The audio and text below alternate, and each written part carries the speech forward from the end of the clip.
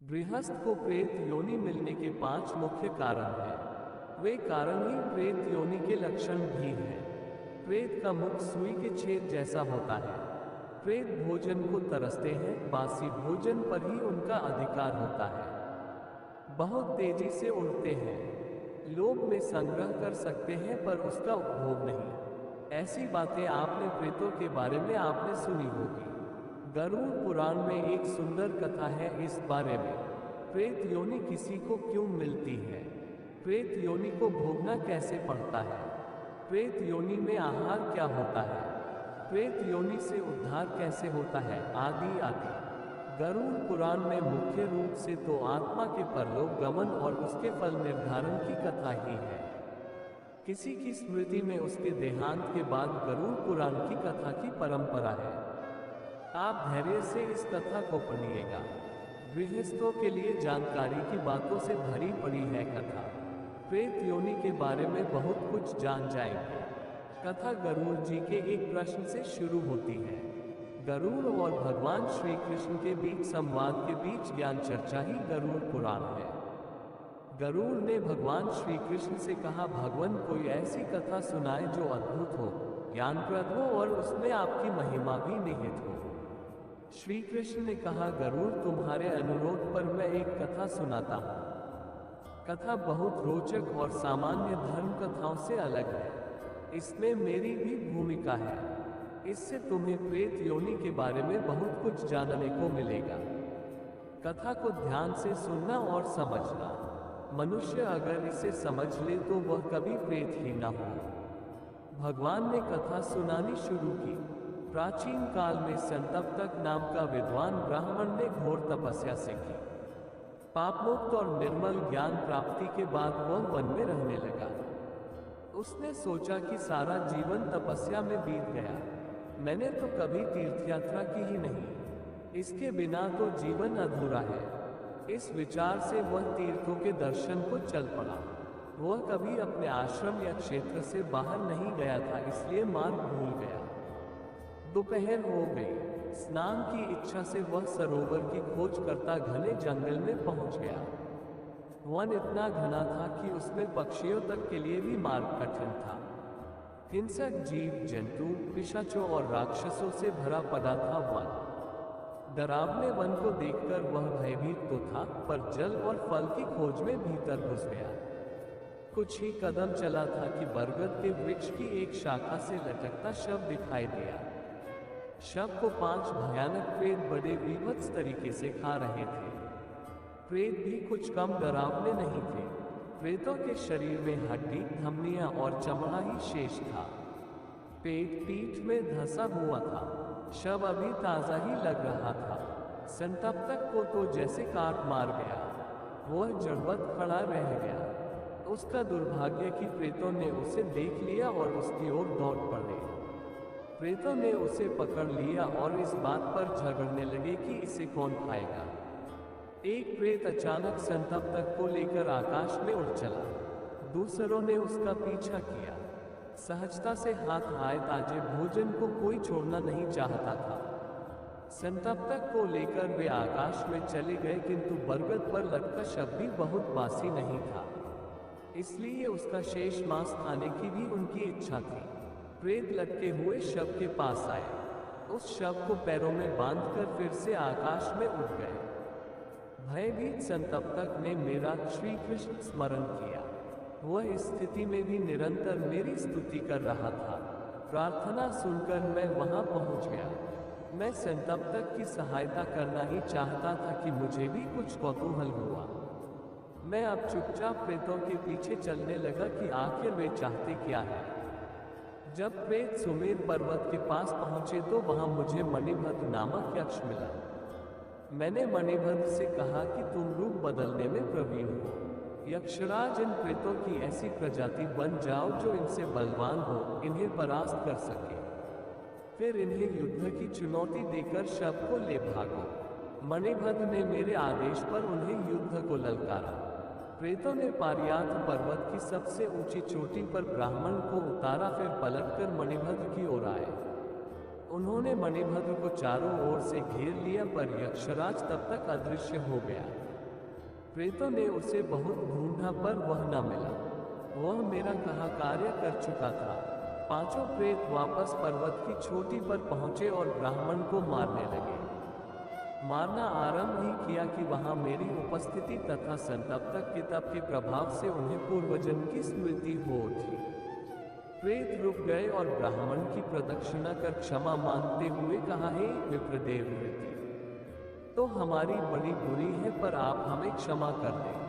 प्रेत संतप्तक के पैरों में लौटकर तो कभी उसकी प्रदक्षिणा करके क्षमा मांगने लगे। ब्राह्मण को घोर आश्चर्य हुआ। उसने कहा, आप लोग कौन हैं? क्या मैं कोई सपना देख रहा हूँ या यह मेरे मन का भ्रम है? मैं कुछ भी समझ नहीं पा रहा हूँ। आप पहले तो मेरे साथ दुर्व्यवहार कर रहे थे, अचानक विनय भाव दर्शाने लगे। अचानक इस बदले व्यवहार का क्या कारण है?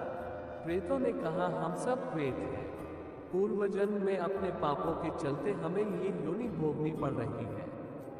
हमारे नाम पर्युषित, शुचिमुख, शीघ्र, रोधक और लेखक हैं। संतप्तक ने कहा, तुम्हारे नाम बड़े विचित्र हैं। ये निरर्थक नहीं हो सकते। इन नामों के पीछे कोई न कोई तो कारण अवश्य है। मुझे इसका रहस्य बताओ। प्रेतों ने कहा कि हे पापरहित ब्राह्मण श्रेष्ठ, आपके दर्शन से हम सभी निष्पाप हो गए। इसीलिए हमें हमारे पूर्वजन्मों की स्मृति हो आई है। हम अपने पूर्वजन्मों के अपने कुकृत्यों और अपने विचित्र नामों का रहस्य आपको अवश्य बताएंगे। प्रेतों ने बारी बारी से बताना आरंभ किया। सबसे पहले पर्युषित बोला, आप विद्वान हैं, अतः ये तो जानते ही हैं कि पर्युषित बासी भोजन को कहते हैं। मैंने श्राद्ध के समय एक ब्राह्मण का अपने घर न्योता दिया था। ब्राह्मण बहुत वृद्ध था। मार्ग में धीरे धीरे चलने के कारण कुछ विलंब से मेरे घर पहुंचा। मुझे सुबह से ही भूख लग रही थी। मैं अपनी भूख को सह नहीं पाया। मैंने न तो ब्राह्मण की प्रतीक्षा की, न ही कोई श्राद्ध कार्य किया। भूख से बेचैन होकर मैंने श्राद्ध हेतु बने भोजन को चुपके से खा लिया। विलंब से पहुंचे ब्राह्मण के लिए कुछ भी नहीं बचा था। मैंने चालाकी से पर्युषित यानी बासी भोजन उसे खिला दिया। जानबूझकर किए इसी पाप से मुझे इस प्रेत योनि की प्राप्ति हुई। ब्राह्मण को पर्युषित भोजन देने के कारण मेरा ये नाम पड़ा। दूसरा प्रेत शुचिमुख बोला, मैं उस समय एक बलिष्ठ क्षत्रिय युवक था। एक ब्राह्मणी अपने 5 वर्षीय एकलौते पुत्र के साथ तीर्थ स्नान का लाभ लेने भद्रवत गई। मैं बड़ा दबंग और लुटेरा था। रास्ते चलते लोगों का सामान छीन लिया करता था। मैंने उस ब्राह्मणी के लड़के को जोर का घूंसा मारा। दोनों के वस्त्र और खाने का सामान छीन लिया। सर पर वार से चकराया लड़का अपनी माता से लेकर जल पीने लगा तो मैंने डपट दिया। भयानक डपट सुनकर वह बालक भय से बुरी तरह सहम गया। मैंने उसका जलपात्र उससे छीन लिया। उसमें थोड़ा सा ही जल बचा हुआ था। सारा जल मैंने ही पी लिया। इस तरह डर और प्यास से व्याकुल उस बालक की कुछ ही देर में मृत्यु हो गई। अपनी आंखों के सामने अपने प्यारे पुत्र को दम तोड़ते देख उसकी मां ने भी पास के कुएं में कूदकर जान दे दी। हे ब्राह्मण श्रेष्ठ, इस पाप से मैं प्रेत बना। इस पाप के चलते पहाड़ जैसा शरीर होने पर भी मेरा मुख सुई की नोक के बराबर ही है। मैं बलवान हूँ, छीन झपट कर भोजन आसानी से प्राप्त कर लेता हूँ, पर सुई के छेद जैसे मुख से उसको खाने में असमर्थ हूँ। भूख से व्याकुल बालक का भोजन छीनकर मैंने उसका मुंह बंद किया था। इससे मेरा मुंह सुई के नोक जैसा हुआ और मुझे शुचिमुख कहते हैं। अब शीघ्र बोला, मैं तो एक धनवान वैश्य था। कारोबार के लिए देश परदेश की यात्रा करता ही रहता था। एक बार अपने एक घनिष्ठ मित्र के साथ व्यापार करने दूसरे देश को गया। दुर्भाग्य से इस यात्रा में व्यवसाय मेरे मन के अनुसार नहीं हुआ। हर जगह घाटा ही हुआ। स्थिति ऐसी भी आई कि मेरा धन समाप्त हो चुका था। मेरे मित्र के पास बहुत धन था। मेरे मन में उस धन के लिए लोभ आ गया। एक बार हम दोनों नाव से एक नदी से एक स्थान से दूसरे स्थान को जा रहे थे। जल मार्ग लंबा और नदी विशाल और गहरी थी। मेरा मित्र थककर सो गया। लालच से मेरी बुद्धि क्रूर हो उठी थी। मैंने उचित अवसर भांपकर अपने मित्र को नदी में धकेल दिया। नाविक सहित कोई भी इस बात को न जान सका। मित्र के हीरे, जवाहरात, सोना आदि लेकर मैं अपने देश लौट आया। सारा सामान अपने घर में रखकर मैंने मित्र की पत्नी से जाकर कहा कि मार्ग में डाकुओं ने प्यारे मित्र को मारकर सब सामान छीन लिया। मैं बहुत दुखी हूँ और किसी तरह से जान बचाकर भाग आया हूँ। मेरे मित्र की पत्नी ने अपने पति के वियोग में आग लगाकर जान दे दी। मैं बाधा विहीन हो प्रसन्न मन भर लौट आया। जीवन भर उस धन का उपभोग किया, आनंद लूटा। पर जब मैं मरा तो मेरा ये पाप साथ आया। मित्र को नदी में फेंककर शीघ्र घर लौट आया। उसके कारण मुझे प्रेत योनि भुगतने का दंड मिला। उस प्रकरण के चलते मेरा नाम शीघ्र हुआ। रोदक बोला, हे विप्रवर, मैं शूद्र जाति का था। राजा और राज्य की अच्छी सेवा के बदले राजा से मुझे उपहार में 100 गांव मिले थे। मेरे परिवार में वृद्ध माता पिता और एक छोटा सगा भाई था। लोभ से मैंने भाई को अलग कर दिया। मेरे पास अपार धन था, जबकि भाई भोजन वस्त्र की कमी से दुखी रहने लगा। उसे दुखी देख माता पिता मेरे मना करने पर भी मुझसे छिपाकर उसकी सहायता कर देते थे। कभी वस्त्र देते तो कभी भोजन और अन्न। जब मुझे ये बात पता चली तो क्रोधित होकर मैंने माता पिता को जंजीरों से बांधकर एक सूने घर में डाल दिया। अकेलेपन और कष्ट से कुछ दिन बाद वे वहीं जहर खाकर मर गए। माता पिता के मरने से छोटे भाई के पास कोई सहारा न रहा। छोटा भाई भी भूख से व्याकुल इधर उधर भटकता हुआ मर गया। इस पाप से मुझे ये प्रेत योनि मिली। अपने माता पिता को बंदी बनाने और रोक कर रखने के कारण मेरा नाम रोधक पड़ा। लेखक बोला, मैं उज्जैन का ब्राह्मण था। लोग मेरी प्रतिष्ठा मानते थे क्योंकि मैं वहाँ के प्रसिद्ध और संपन्न मंदिर का पुजारी था। राजा भी कभी कभी उस मंदिर में पूजा को आते। उस मंदिर में सोने की बनी और रत्न से जड़ी हुई बहुत सी मूर्तियां थीं। उन रत्नों को देखकर मेरे मन में पाप आ गया। मैंने नुकीले लोहे से मूर्ति के नेत्रों से चमकते रत्न निकाल लिए। क्षत विक्षत और नेत्रहीन विरूपित मूर्ति बहुत ही विकृत दिखने लगी। संयोग से अगली ही सुबह राजा उसी मंदिर में पूजा करने आ गया। मैं इस घटना से अनभिज्ञता जताते हुए वहीं पर था। आखिर मुझ पर किसी को कहाँ शंका होगी। विकृत विरूपित अंधी देव मूर्तियां देख राजा क्रोध से तमतमा उठा। राजा ने अपनी अंजलि में जल उठाकर प्रतिज्ञा की कि जिसने भी चोरी की है वह श्रेष्ठ ब्राह्मण ही क्यों न हो, उसको प्राणदंड देगा। ये सुनकर मैं बुरी तरह डर गया। मैंने रात में चुपके से राजा के महल में जाकर तलवार से उसका सिर काट दिया। चोरी के सामान के साथ मैंने उज्जैन छोड़ चल दिया। होने की किससे पता, कोई नहीं जानता उसकी मृत्यु कैसे होनी है। रास्ते में जंगल पड़ा, वहां बाघ ने मुझे मार डाला। नुकीले लोहे से प्रतिमा को छेदने और काटने का कार्य करने के कारण मैं नरक भोगने के बाद लेखक नामक प्रेत हुआ। ब्राह्मण ने कहा, मैं समझ गया कि तुम्हारे दुष्कर्मों के अनुसार ही तुम्हारे नाम पड़े हैं। मैं तुम सबके आचरण और आहार के बारे में जानना चाहता हूँ। प्रेतों ने बताया, जिस घर में श्राद्ध तर्पण भक्ति पूजा नहीं होती, अशौच अशुद्धि रहती है। हम उसके शरीर से मांस और रक्त चूसकर उसे पीड़ित करते हैं। मांस खाना, रक्त पीना ही हमारा आचरण है। मल और विभिन्न अभक्ष वस्तुएं ही हमारा भोजन है। हम सब अज्ञानी, तामसी और मंदबुद्धि हैं।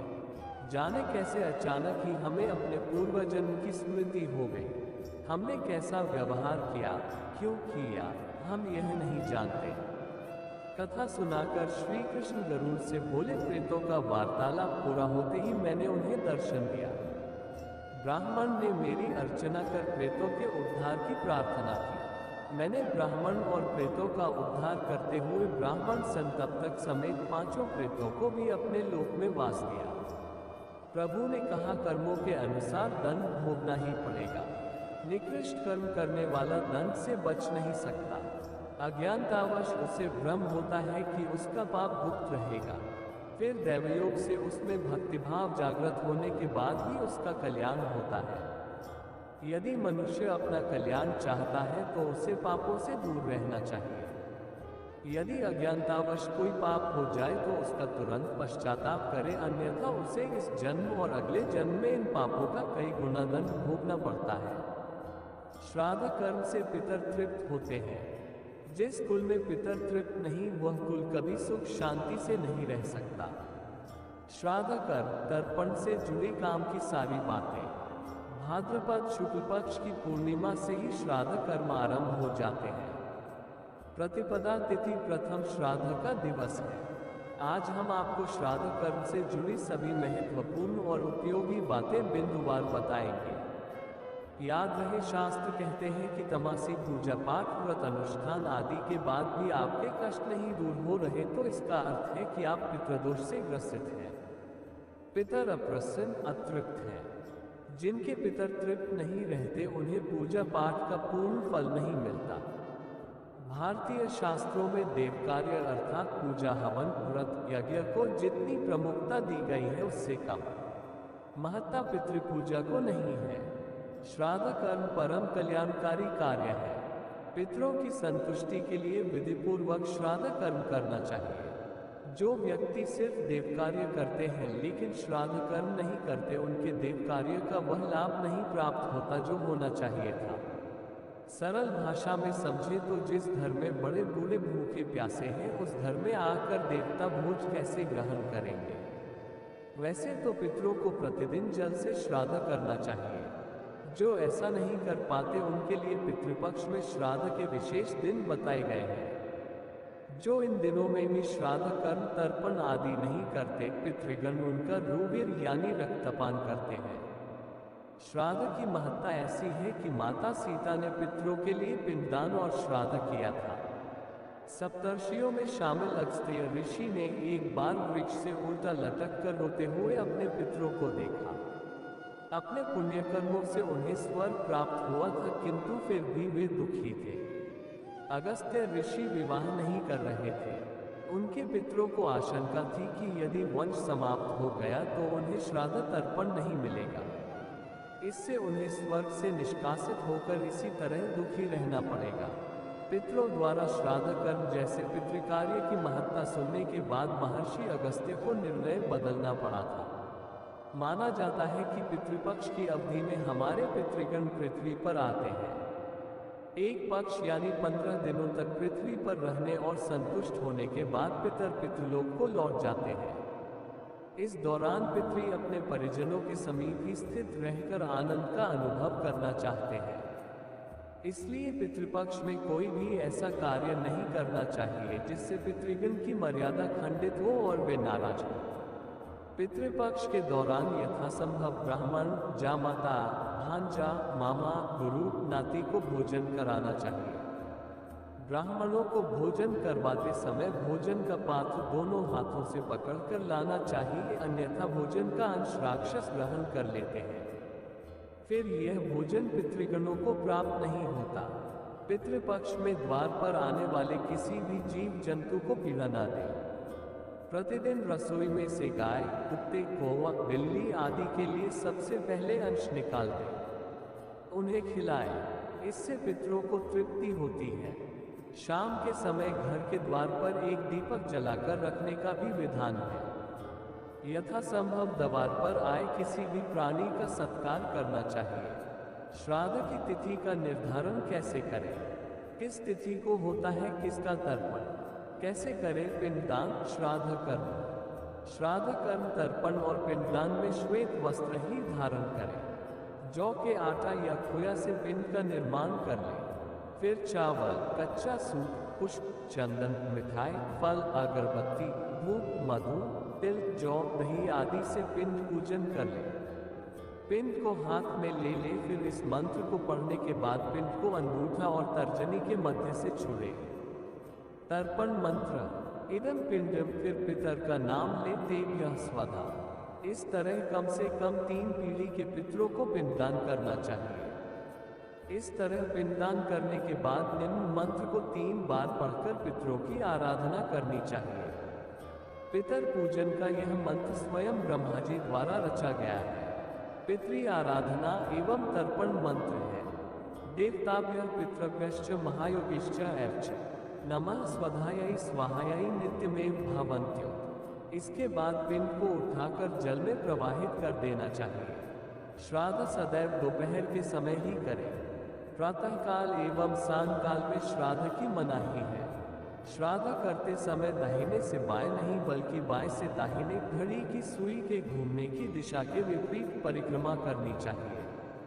श्राद्ध कर्म दक्षिण दिशा की ओर मुख करके पूरा करें। दक्षिण ही यम की दिशा है। जिस दिन श्राद्ध करें उस दिन पूर्ण ब्रह्मचर्य का पालन करना चाहिए। श्राद्ध के दिन क्रोध, चिड़चिड़ापन और कलह से दूर रहें। पशु पक्षियों के प्रति प्रेम भाव रखें। पितरों को भोजन सामग्री देने के लिए मिट्टी के बर्तनों का प्रयोग करना उत्तम है। केले के पत्ते या लकड़ी के बर्तन का भी प्रयोग किया जा सकता है। ये भ्रामक है कि इस अनुष्ठान में ब्राह्मणों को जितना भोजन खिलाएंगे वह सारा पदार्थ उसी आकार, वजन और मात्रा में पितरों को मिल जाएगा। वास्तव में श्रद्धापूर्वक श्राद्ध में दिए गए भोजन का सूक्ष्म अंश परिणत होकर उसी अनुपात व मात्रा में प्राणी को मिलता है जिस योनि में वह प्राणी है। सच्चे मन, विश्वास, श्रद्धा के साथ किए श्राद्ध से पितरों को आत्मिक शांति मिलती है। वे हम पर आशीर्वाद की वर्षा करते हैं। श्राद्ध तिथि में पृथ्वी पर किया जाने वाला पिंडदान दीर्घ जीवन, आज्ञाकारी संतान, सुख समृद्धि प्रदान करने वाला होता है। आमतौर पर पितृपक्ष 16 दिनों का होता है, जो भाद्रपद पूर्णिमा के साथ शुरू होकर आश्विन कृष्ण पक्ष तक चलता है। 2020 में पितृपक्ष 1 सितंबर से शुरू होगा और 17 सितंबर को पूरा होगा। आदि आप श्राद्ध के विषय में जानने की सचमुच इच्छुक हैं तो आप तत्काल प्रभु शरणम ऐप डाउनलोड कर लें। श्राद्ध से जुड़ी ऊपर कही गई सारी जानकारियां प्रभु शरणम ऐप में प्रकाशित होनी शुरू हो गई है। ये सारी जानकारियां ऐसी हैं जो आपके लिए बहुत उपयोगी सिद्ध होंगी, आपके जीवन की दिशा बदल देंगी। सनातन परंपराओं की रक्षा उसके प्रचार प्रसार के उद्देश्य से बनाया गया है।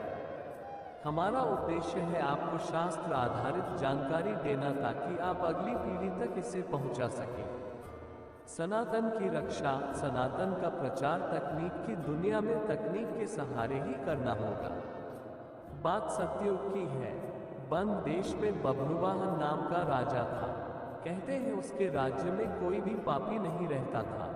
राजा धर्मालु था और बहुत वीर था। एक बार राजा 100 घुड़सवार सैनिकों के साथ शिकार खेलने गया। कुछ दूर जाने पर राजा बभ्रुवाहन को नंदवन के समान एक घना वन नजर आया। ये वन बिल, मंदार, खदिर, कैथ तथा बांस के वृक्षों से भरा हुआ था। वह जलरहित वन भयंकर और विशाल क्षेत्र में फैला हुआ था। राजा वन में शिकार करने लगा। उसे एक हिरण दिखा। राजा ने एक हिरण की कमर में तीर मारा। तीर लगने से घायल मृग बड़ी तेजी से दौड़ा। राजा ने मृग का पीछा किया। घायल हिरण के पीछे पीछे भागता राजा इस वन से दूसरे घनघोर वन में पहुंच गया। राजा अपने साथियों से भटक चुका था। वह और उसका घोड़ा दोनों बहुत थक गए थे। प्यास से दोनों व्याकुल थे। राजा सरोवर को खोजने लगा। राजा ने ध्यान लगाकर सुना तो उसे हंसों और सारस पक्षियों की आवाज सुनाई दी। अगले पन्ने पर जाने राजा को प्रेतों ने क्यों घेरा, प्रेतों ने उसे क्या लक्षण बताए, प्रयोनि के क्या कारण बताया। पानी की खोज करता राजा पूर्चक नामक सरोवर पर पहुंचा। राजा ने वहां जल पिया और स्नान भी किया। थकाने के कारण भ्रुवाहन को नींद आ गई। एक छायादार वृक्ष के नीचे वह सो रहा था। राजा के सोते ही वहां अनेक प्रेतों के साथ घूमते हुए प्रेतवाहन नाम का प्रेत आया। उसके शरीर में मात्र हड्डियां, चमड़ा और नसें ही नजर आती थी। प्रेत भोजन की तलाश में घूम रहे थे। आहट सुन राजा उठ खड़ा हुआ और इस भयावह जीव को देखकर तत्काल धनुष उठा लिया। राजा ने उसे ललकारते हुए पूछा, तुम कौन हो, कहां से आए हो, ये तुम्हारा शरीर इस तरह का विकृत कैसे हुआ है। वन अत्यंत भयानक है। विभिन्न प्रकार की डरावनी आवाजें आती हैं। बहुत से जीवों के शब्द तो सुनाई पड़ रहे हैं पर दिखाई कोई नहीं देता। तुम कोई छद्मवेशधारी लुटेरे हो तो मैं तुम्हें बता दूं, मैं राजा ब्रह्मवाहन हूं। तुम्हारा काल, अपना वास्तविक परिचय दो अन्यथा मैं बाण चला दूंगा। प्रेतवाहन बोला, राजा मैं आपका वास्तविक परिचय जानता हूँ। आप धर्मात्मा राजा हैं, इसलिए आप अब तक सुरक्षित हैं। आप वन के जिस भाग में हैं वो प्रेतों के कब्जे में है। यहाँ आने वाला प्रेतों का ग्रास बन जाता है। बब्रुवाहन ने कहा, मैंने प्रेतों के बारे में सुना है, आज पहली बार देखा है। मैं जानना चाहता हूँ कि किसी को प्रेत योनि क्यों मिलती है, मुझे विस्तार से बताओ। तब प्रेत बोला, हे राजन, जिन मृतकों का अग्नि संस्कार, श्राद्ध, तर्पण, शतपिंड, दशगात्र, सपिंडीकरण नहीं होता, जो लोग अकाल मृत्यु, अपमृत्यु और पाप कर्मों से मरे हैं, वे सब अपने पाप कर्मों से भटकते हुए प्रेत रूप में यहाँ निवास करते हैं। इनको खाना पानी बड़ी मुश्किल से मिलता है, ये अत्यधिक कष्ट में पड़े रहते हैं। आप इनका और्ध्वदेहिक या अंत्येष्टि संस्कार करें। जिनका अपना कोई नहीं होता, उनका संस्कार राजा के द्वारा होता है। इससे राजा के बहुत से अशुभ नष्ट हो जाते हैं। हे राजन, इस संसार में कौन किसका भाई है, कौन पुत्र है, कौन किसकी स्त्री है, सभी स्वार्थ के वशीभूत है। उसमें मनुष्य को विश्वास नहीं करना चाहिए।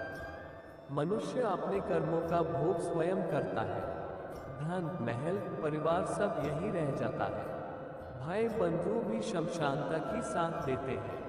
शरीर भी आग की भेंट कर दिया जाता है। जीव के साथ सिर्फ उसका पाप पुण्य ही जाता है। प्रेत के मुंह से ऐसे ज्ञान की बात सुनकर राजा को बेहद आश्चर्य हुआ। उसने कहा, हे प्रेत, मुझे तुम्हारे बारे में जानने की जिज्ञासा हो रही है, अपने बारे में विस्तार से कहो। तब प्रेत ने कहा, हे राजन, मृत्यु से पूर्व मैं विदिशा नामक नगर में रहता था। वैश्य जाति में उत्पन्न हुआ था। उस जन्म में मेरा नाम सुदेव था। मैं खूब दान करता था। देवताओं, पितरों को नियम से हविष, तर्पण आदि देता था, जिससे वे संतुष्ट रहते थे। किंतु मेरी कोई संतान न होने से मेरे सभी पुण्य कार्य निष्फल हो गए। मेरे मित्र, बंधु बांधवों किसी ने भी मेरा और्ध्वदैहिक संस्कार नहीं किया, इस कारण मेरा प्रेतत्व स्थिर हो गया। यदि उन लोगों ने तर्पण आदि कर दिए होते तो मैं इस योनि से छूट जाता। हे राजन, एकाक्षात, त्रिपाक्षिक, षण्मासिक, वार्षिक तथा मासिक जो श्राद्ध होते हैं, इनकी कुल संख्या 16 है। जिस मृतक के लिए ये श्राद्ध नहीं किए जाते, उसका प्रेतत्व अन्य सैकड़ों श्राद्ध करने पर भी नहीं जाता। इस संसार में राजा को सभी वर्णों का बंधु कहा गया है, इसलिए आप मेरा संस्कार करके मुझे इस प्रेतत्व से मुक्ति प्रदान कराएं। इसके लिए मैं आपको ये मणि देता हूँ। हे राजन, मेरे सपिंडों और सगोत्रों ने मेरे लिए वृषोत्सर्ग नहीं किया। बछिया से शादी कराकर विधि विधान से सांड की पूजा करके उस पर त्रिशूल आदि के उत्तम पवित्र निशान बनाकर उसे छुट्टा छोड़ने की वृषोत्सर्ग क्रिया न करने के चलते मैं प्रयोनि में भूख प्यास से बेहाल रहता हूँ। इसलिए मेरा शरीर विकृत हो गया है। हे राजन, मैं आपसे प्रार्थना करता हूँ कि प्रेतत्व के इस कष्ट से आप मेरा उद्धार कराएं। राजा ने उसे भरोसा दिलाया कि वह उसे प्रयोनि से मुक्ति दिलाने वाले कार्य करेगा। राजा को थोड़ी जिज्ञासा हुई। उसने पूछा, मुझे ये जानने की इच्छा है कि कोई मनुष्य किस प्रकार यह जान सकता है कि उसके कुल का भी कोई प्राणी प्रेत हो गया है। वह इस प्रेतत्व से मुक्त कैसे हो सकता है? प्रेत ने बताया, है राजन, लिंग और पीड़ा से प्रेत योनि का पता चलता है। मैं आपको उन पीड़ाओं के बारे में बताऊंगा जिससे पता चलता है कि प्रेत द्वारा उत्पन्न कुछ पीड़ाओं और लक्षणों को मैं आपको बता रहा हूं, जिससे ये संकेत मिलता है कि उसके कुल का कोई प्रेत हो गया है। अगले पेज पर जानिए प्रेत पीड़ा के क्या लक्षण बताए गए हैं। गरुड़ पुराण। प्रेत पीड़ा के कारण ये समस्याएं होने लगती हैं।